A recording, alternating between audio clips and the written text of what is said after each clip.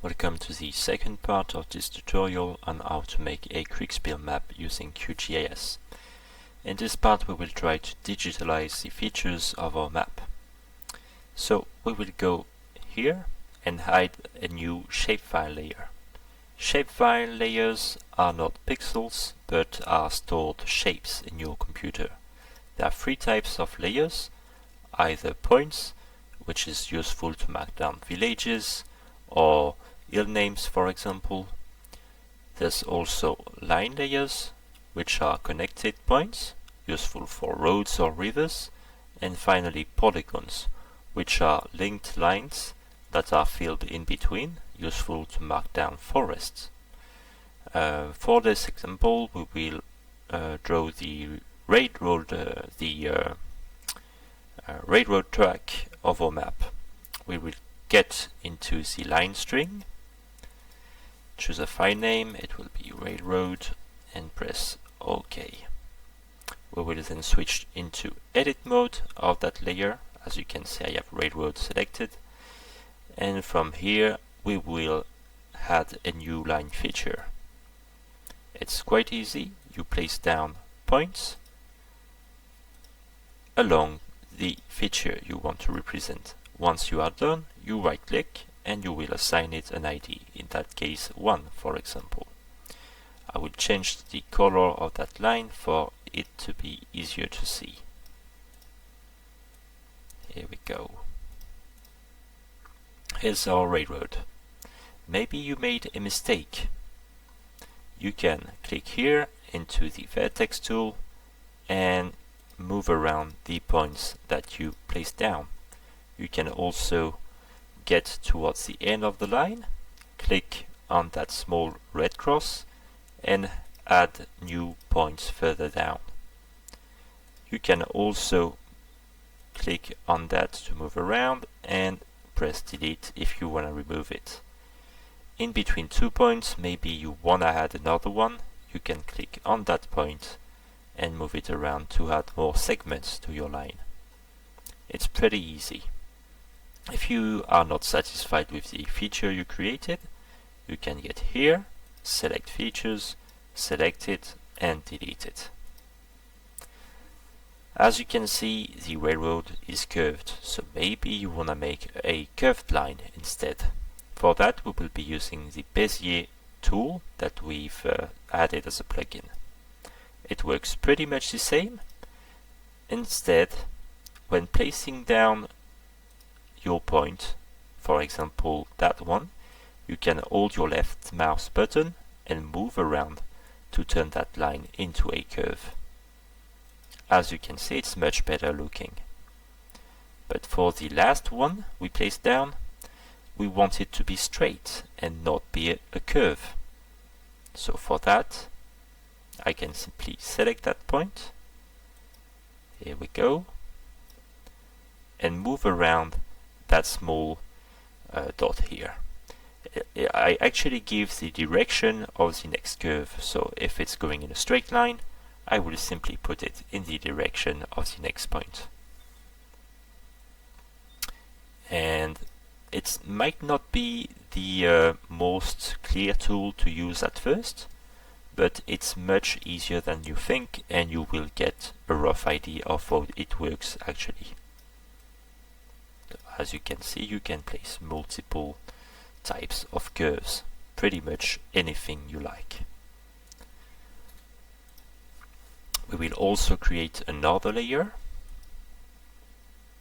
So let's go here, add a new shapefile, and that one will be forests. Whoops. Geometry type will be polygon, and it works pretty much the same. So I will switch it to edit mode and add a new polygon. For example, I could draw that forest here. I cannot stress how much you want to separate the different features you want to display in different layers. So for example, if you were to make a line layer for roads and you want to display major and minor roads, split them in between two different layers.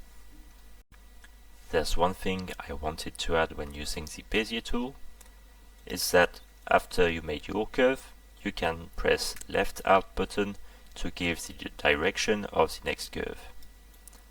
It's much easier to work using that tool if you are using the Alt button. As you can see, there's a lot of features in our map, like roads, and it would be a tedious work to map them all. And luckily for us, there's an easier way to do that. We installed another plugin, which is QuickOSM. QuickOSM is searching for open data in an area that we tell him. So we will look for data in layer extent, and we will select the output HH layer, which is the DM we imported earlier, because that's roughly the area of our map. Then we will click Run Query. I did it earlier because it takes some time. It will create new layers here, one for each type of shape layer. This layer we can use to extract the information we need. So for example, let's go in the polygon layer. Polygons might have things we need, like forest, for example. Remember how I said earlier that QGIS is like an Excel spreadsheet but with spatial data?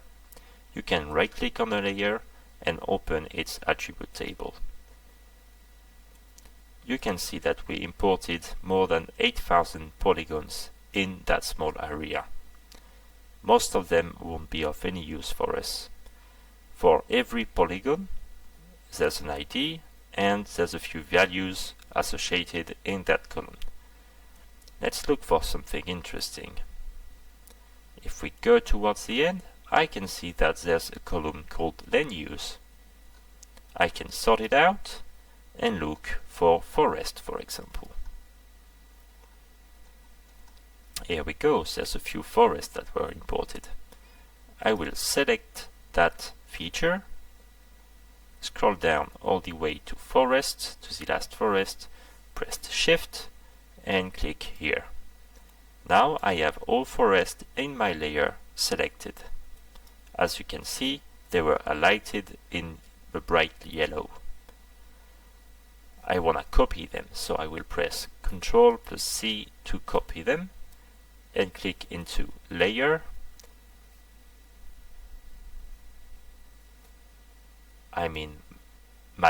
Edit, Paste feature as New Vector Layer, and I will call them Forest Imported and press OK.